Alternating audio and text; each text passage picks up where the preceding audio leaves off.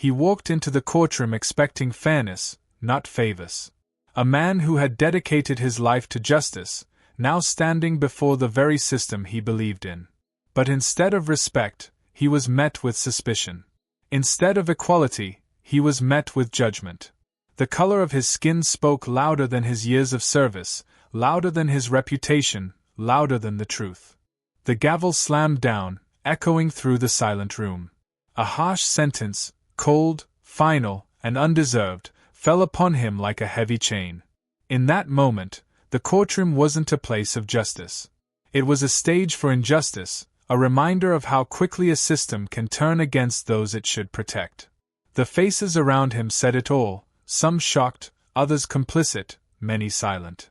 The weight of centuries of prejudice pressed down on one man, in one room, in one irreversible moment.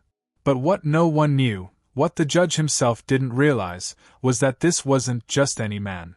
This wasn't just another case to be written off in the system's endless cycle of bias. Because the man they tried to silence held a truth powerful enough to shatter the room's silence. A truth that would not only expose hypocrisy but turn the tables in a way no one saw coming. So the question remains, what happens when the very person a judge condemns is the one holding the law in his hands? By all accounts, his life looked steady, almost ordinary. He was a man who believed in rules, order, and the power of justice to keep society balanced. Every morning, he left home with a briefcase in one hand and determination in the other, ready to fight for fairness in a world that too often forgot what fairness even meant. In his community, he wasn't just respected, he was trusted. People leaned on him, believing he could be the bridge between them and a system that rarely listened. To most, he seemed untouchable. A man who had worked his way up, step by step, sacrifice after sacrifice, never asking for shortcuts, never accepting pity. Behind the suit and polished shoes was someone who knew the weight of responsibility and carried it without complaint. He had sat in countless courtrooms, watched countless lives hang in the balance, and believed that, in the end, truth would always win. But what happens when the very system you devote your life to suddenly turns on you? When all the rules you trusted are bent against you, not because of what you've done, but because of who you are. That day, he wasn't walking in as the defender of justice, but as the accused. The glares felt different. The whispers burned sharper. The place that once felt like his battlefield for fairness now became his cage. He was no longer seen as a man, or even as a professional. To them, he was only his skin. What unfolded inside that courtroom would test not only his faith in justice, but the faith of everyone who still dared to believe in it. The moment he stepped into the courtroom, the shift in the air was undeniable. The place he had always considered his battlefield for justice now felt like a trap closing in. The wooden benches, the polished floors, the familiar echoes of shuffled papers, all of it suddenly felt foreign, hostile, dangerous. He had walked into this room 100 times before, but never like this. Never as the accused. At first, he thought it was nerves. But then he saw the eyes. They weren't looking at him as a man of law, as someone who had fought tooth and nail for his community. They were looking at him as a stranger, as if his very presence was an offense. The silence between whispers was louder than any gavel. He felt every stare like a blade cutting into his skin. When the charges were read aloud, they didn't sound like accusations. They sounded like a verdict already written. Words twisted, facts bent, his years of service erased in a single breath. It wasn't about evidence. It wasn't about truth. It was about making an example out of him. And then came the judge. Cold eyes, a stony face, a voice that carried more weight than any lawbook ever could. From the very first word, the tone was clear. This wasn't going to be a fair fight. Questions were asked, but answers didn't matter. Explanations were dismissed before they could land. Every attempt to defend himself only seemed to dig the hole deeper. The walls felt like they were closing in. His heartbeat pounded in his ears. Each second stretched longer, heavier. He tried to steady his breathing, but how do you breathe when you feel the world pressing down on your chest? Witnesses were called, people who barely knew him, their testimonies laced with doubt and distortion. And with every word, the weight grew heavier. The truth wasn't winning, it wasn't even being heard. He realized, with a cold clarity, that this wasn't a trial. This was a performance. And the ending had already been written. The gavel slammed again. The sound reverberated like a warning, like a reminder that power didn't rest in truth but in perception. And in that room, perception was stacked against him. But beneath the fear, beneath the injustice, something else began to rise inside him. Anger. Not the kind that explodes, but the kind that simmers, sharp and unrelenting. He had spent his life defending others from exactly this kind of treatment. And now, here he was, caught in the same net he had fought so hard to tear apart. The crowd leaned in, breaths held, as the judge leaned forward to deliver the sentence. Every word that followed would change his life, strip away everything he had worked for, brand him with a mark he did not deserve. And then, silence. Heavy, suffocating silence. The judge paused, his expression shifting.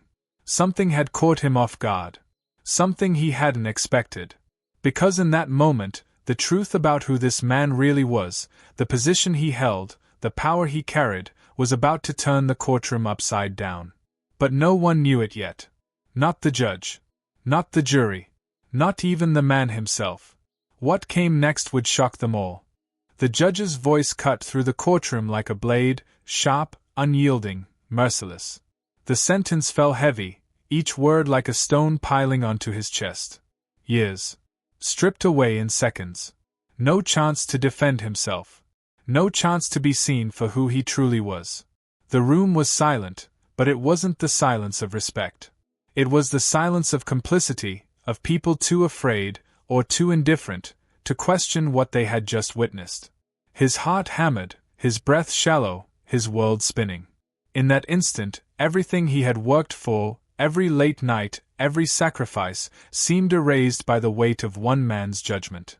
But then, something shifted. Papers were passed to the bench. The judge's eyes scanned the page, his tone faltering for the first time all day. The mask of authority slipped, just slightly, as confusion crept in.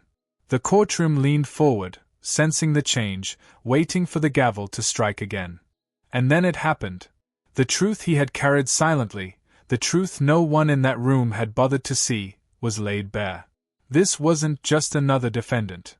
This wasn't a nameless face to be buried beneath an unjust system. This was the lead prosecutor, the man whose signature sat on cases that built the very foundation of the courtroom. Gasps rippled through the benches. A few jaws dropped. The whispers that once condemned him now swirled with disbelief. The power dynamic had shifted in an instant. The same system that had tried to bury him was now forced to reckon with the weight of its own hypocrisy. The judge's hand trembled against the gavel, his lips pressed tight, struggling for words. For the first time, the silence wasn't suffocating, it was damning. And in that silence, the truth thundered louder than any verdict ever could. Because this wasn't just about one man's fate anymore. It was about the cracks in a system built on double standards. A system that could not ignore him now, not after realizing who he was. The question was no longer whether he would survive this moment. The question was, what would the system do, now that the world was watching? The courtroom that once felt like a prison now sat frozen in disbelief. The judge, once so certain, could no longer meet his eyes. The whispers that had condemned him turned into murmurs of regret, confusion, even shame. But the damage had already been done. A man who had given his life to justice had been stripped of dignity in front of the very system he served. He walked out of that courtroom not as a victor, not even as the prosecutor who had regained his rightful place, but as a man who had seen the truth up close. The truth that titles, achievements, and years of service could all vanish in an instant when judged by the color of his skin. And that truth was heavier than any sentence. Because this wasn't just about him.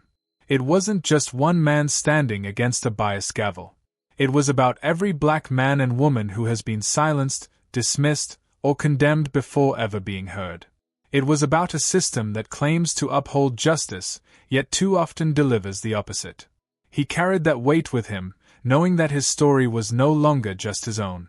It was a mirror, a reflection of the injustice so many live with daily. And as he stood on the courthouse steps, the cameras flashing, the questions flying, one thought echoed louder than all the noise: how many more? How many more must walk into rooms built to protect them, only to walk out broken by them? How many more must prove, over and over again, that their worth cannot be erased by prejudice? The gavel had fallen, but the story was far from over. It was not just a reminder of what happened in one courtroom, it was a warning about what continues to happen everywhere. And so, the question lingers, not just for him, but for all of us: will we continue to accept a system that bends under the weight of bias? Or will we finally demand a justice that sees beyond color, beyond stereotypes, beyond hate? Because until we answer that question, the silence in that courtroom will never truly fade.